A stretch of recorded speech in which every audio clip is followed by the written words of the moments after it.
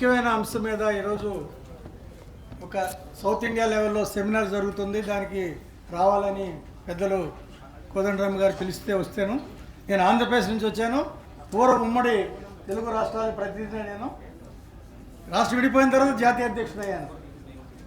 So అందువల్ల ప్రధానంగా ఈ రోజున ఈ అంశం ఏదైతే పార్లమెంటరీ నియోజకవర్గాల పునర్విభజన, దక్షిణ భారత భవిష్యత్తు అనేది ఇది చాలా ముఖ్యమైన అంశం. ఈ చర్చని సౌత్ ఇండియాలో ఉన్నటువంటి ప్రముఖులు ఈరోజు పాల్గొంటున్నారు. కేవలం నియోజకవర్గాల పునర్విభజనే కాకుండా ప్రాతినిధ్యం కూడా ఈరోజు చర్చించాల్సిన అవసరం ఉంది. ప్రాతినిధ్యం కూడా చాలా ఇంపార్టెంట్ ఈ రోజున. ఎందుకు ఇంపార్టెంట్ అంటే ఎస్సీ ఎస్టీలకు రిజర్వేషన్లు వచ్చి 75 ఏళ్ళ తర్వాత కూడా వాళ్ళ అంశాలను చర్చించే అవకాశం ఈ రోజున పార్లమెంట్లో లేకుండా పోయింది. వాళ్ళ నివేదికలు చర్చించే అవకాశం లేకుండా పోయింది. వాళ్ళ బడ్జెట్లు చర్చించే అవకాశం లేకుండా పోయింది. అందువల్ల నియోజకవర్గాల పునర్విభజనతో పాటు ప్రాతినిధ్యం కూడా చర్చించాలి. ఈరోజు పార్లమెంట్లో లెక్క తీస్తే పార్లమెంటులో సభ్యులు ఏ పార్టీలో ఉన్నప్పుడు కూడా దాదాపుగా గతంలో వివిధ సామాజిక వర్గాల నుంచి ఉండేవాళ్ళు, ఉద్యోగ వర్గాల నుంచి ఉండేవాళ్ళు, లేదా వివిధ ప్రొఫెషనల్స్ నుండి ఉండేవాళ్ళు. ఈ రోజునంతా కూడా వ్యాపార వర్గాల నుంచే ఉంటా ఉన్నారు. అంటే వ్యాపార ప్రాతినిధ్యం పెరిగింది, సామాజిక మేధోపరమైనటువంటి ప్రాతినిధ్యం తగ్గిపోయింది. అందుకనే ఈ రోజున ప్రాతినిధ్యం కూడా చాలా ఇంపార్టెంట్గా మనం చూడాల్సిన అవసరం ఉంది. పార్లమెంటరీ ప్రజాస్వామ్యంలో పార్లమెంట్ అనేది అత్యున్నతమైనటువంటి ఒక వేదిక, నిర్ణయాలు చేసే వేదిక. ఆ వేదిక ఈ రోజున ఏకపక్షం అయిపోయింది. పార్లమెంట్లో అనేక అంశాలని చర్చ లేకుండానే నిర్ణయాలు చేస్తూ ఉన్నారు. ఈడబ్ల్యూఎస్ తీర్మానం అంటే ఎకనామికల్లీ వీకర్ సెక్షన్కి ఒక రిజర్వేషన్ వచ్చిందంటే పార్లమెంట్లో డిబేట్ చేయాల, నిర్ణయం చేసేసారు. అట్లాగే ప్లానింగ్ కమిషన్ రద్దు అయింది, దాని మీద నిర్ణయం చేయలేదు.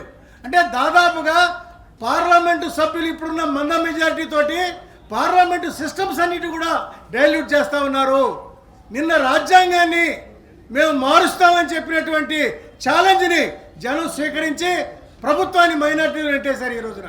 అందువల్లే ఈ డీలిమిటేషన్ అనే అంశం ఏదైతే ఉందో ఇది కేవలం డీలిమిటేషన్ పరిమితం కాదు, ఇది ప్రాతినిధ్యానికి సంబంధించింది.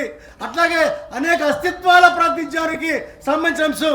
ఇది పెద్ద ఎత్తున పొలిటికల్ డిబేట్ చేయాలి. ఇది కేవలం దక్షిణ భారతదేశమే కాదు, యావత్ భారతదేశంలో ఉన్నటువంటి అనేక అస్తిత్వాల ప్రాతినిధ్యాలకి ప్రతిబింబంగా భారత పార్లమెంట్ ఉండాలి ఈ రోజున. అట్లాంటి పార్లమెంటు లేకపోతే ఇది ఏకపక్షం పార్లమెంట్ అయితే వాళ్ళు ఊహించేటువంటి ఒక హిందూ పార్లమెంటుగా, ఒక కుంభమేళాలాగా, కుంభమేళాలో ఏదైతే చర్చిస్తారో అట్లాంటి కుంభమేళాని పార్లమెంటుగా చేరుస్తారు. అది గ్లోబల్ పార్లమెంట్ అని చెప్పుకుంటారు వాళ్ళు. Kumbh Mela is nothing but a global parliament for the empowering the Hindu community అనేటువంటి కాన్సెప్ట్ తోటి కుంభమేళా జరుపుతారు. ఇప్పుడు ఈ రోజున కుంభమేళా కాన్సెప్ట్ తోటే భారత పార్లమెంటుని తీర్చిదిద్దాలని ఒక ప్రయత్నం జరుగుతుంది. అందుకనే మిత్రులారా, ఈ పెద్ద ప్రమాదం ఉంది. ఈ రోజున రెండు వర్గాల మధ్య, రెండు భావజాలాల మధ్య, రెండు సమూహాల మధ్య, రెండు సామాజిక రాజకీయ వర్గాల మధ్య ఆలోచనలో ఘర్షణ జరుగుతుంది. ఆ ఘర్షణ ప్రధానంగా భారత పార్లమెంటరీ ప్రజాస్వామ్యాన్ని కాపాడుకోవటం, భారత రాజ్యాంగాన్ని కాపాడుకోవటం, భారత రాజ్యాంగ విలువల్ని కాపాడుకోవటం అనేటువంటి అంశము. దాన్ని ధ్వంసం చేసి దాని స్థానంలో హిందుత్వ హిందూస్థాన్ అనేటువంటి ఒక అప్రూపమైనటువంటి అఖిల భారత ఆర్ఎస్ఎస్ 100 సంవత్సరాల ఎజెండాని పూర్తి చేసేటువంటి దిశగా ఈ రోజున పార్లమెంట్లో చర్చ జరుగుతుంది. ఆ చర్చని మనందరూ ఈ రోజున డిబేట్ చేయాలి. రాష్ట్రంలో, దేశంలో, ప్రధానంగా ఆంధ్రప్రదేశ్ రాష్ట్రంలో మా దురదృష్టం ఏంటంటే మీ నుంచి విడిపోయిన తర్వాత, మీ రాష్ట్రం విడిపోయిన తర్వాత మమ్మల్ని రాజకీయంగా నిర్వీర్యం చేశారు. మా పార్టీ, మా రాష్ట్రంలో పార్టీ, మీరు ఇందాక చెప్పారు ఈ రాష్ట్రంలో బీజేపీ రెడీ అవుతుందని. మా రాష్ట్రంలో బీజేపీ ముగ్గురు పేరుతో బీజేపీ ఉంది. బాబు, జగన్, పవన్ అనేవాళ్ళు. అధికార ప్రతిపక్ష పార్టీలు బాబు, జగన్, పవన్, ఈ ముగ్గురు కూడా బీజేపీకి మారు రూపంగా, మారు వేషంలో ఆంధ్రప్రదేశ్ రాష్ట్రంలో బీజేపీకి అడుగుతున్నారు. వాళ్లే కాదు, దేశంలో అనేక పార్టీలు ఈ రోజున ఈడీల్ని, సిబిఐల్ని, సుప్రీంకోర్టుని, అట్లాగే ప్రభుత్వంలోని అనేక యంత్రాంగాల్ని స్వాధీనపరుచుకుని పార్లమెంటరీ వ్యవస్థని నిర్వీర్యపరిచి రోజున భారతదేశంలో రాష్ట్రాలు లొంగ తీసుకుంటున్నారు. నార్త్ ఈస్ట్ ఆల్మోస్ట్ అలా కంట్రోల్లోకి వచ్చేస్తుంది.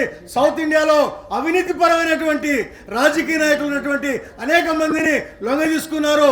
దాని పర్యవసానంగా బీజేపీ ఆధిపత్య రాజకీయాలు, హిందుత్వ రాజకీయాలు, ఫ్యాసిస్ట్ రాజకీయాలకి పురోగవుతుంది. అంబేద్కర్ని రివిజిట్ చేయాలి. ఈ సందర్భంలో అంబేద్కర్ గారు పార్లమెంట్లో ఏం చెప్పారు, ఆయన ఏం డాక్యుమెంట్ చెప్పాడు, ఆయన తీర్మానాలు చేశారు, ఆయన ప్రతిపాదన ఏంటి అన్న ఆలోచనతో ఈ రాష్ట్రాల పునర్విభజన, దక్షిణ భారత భవిష్యత్ అంశాల్ని అంబేద్కర్ దృక్పథంతో, బాబాసాహెబ్ అంబేద్కర్ దృక్పథంతో, భారత రాజ్యాంగ దృక్పథంతో రాష్ట్రాల పునర్విభజనని మనం దక్షిణ భారతదేశ వాసులుగా మళ్ళీ ఒక common culture, common conduct, common ఆలోచన ధోరణి ఉన్నటువంటి దక్షిణ భారతదేశ ప్రజలంతా కూడా తిరిగి పునరాలోచించుకోవాలని తెలియజేస్తూ డాక్టర్ బాబాసాహెబ్ అంబేద్కర్ భావజాలంతో ఈ దేశంలో సరికొత్త సామాజిక రాజకీయ ఉద్యమానికి ఈ వేదికని తీర్చిదిద్దాలని ప్రొఫెసర్ కోదండరామ్ గారిని, వేదిక మీద పెద్దలందరినీ కూడా కోరుతూ ఈ రాష్ట్రం ఆంధ్రప్రదేశ్ రాష్ట్రానికి ప్రాతినిధ్యాన్ని నేను ఈరోజు చెబుతున్నా. కేవలం నేను దళిత ఉద్యమ ప్రతినిధి కాదు, కాంగ్రెస్ పార్టీ ప్రతినిధిగా కూడా ఈ సందర్భం తెలియజేస్తూ ఆంధ్ర రాష్ట్రంలో బ్రహ్మాండమైనటువంటి ఉద్యమాన్ని, దక్షిణ భారతదేశ ఉద్యమంలో సహభాగంగా ఉంటుందని తెలియజేస్తూ సెలవు తీసుకుంటా ఉన్నాను. జై భీమ్.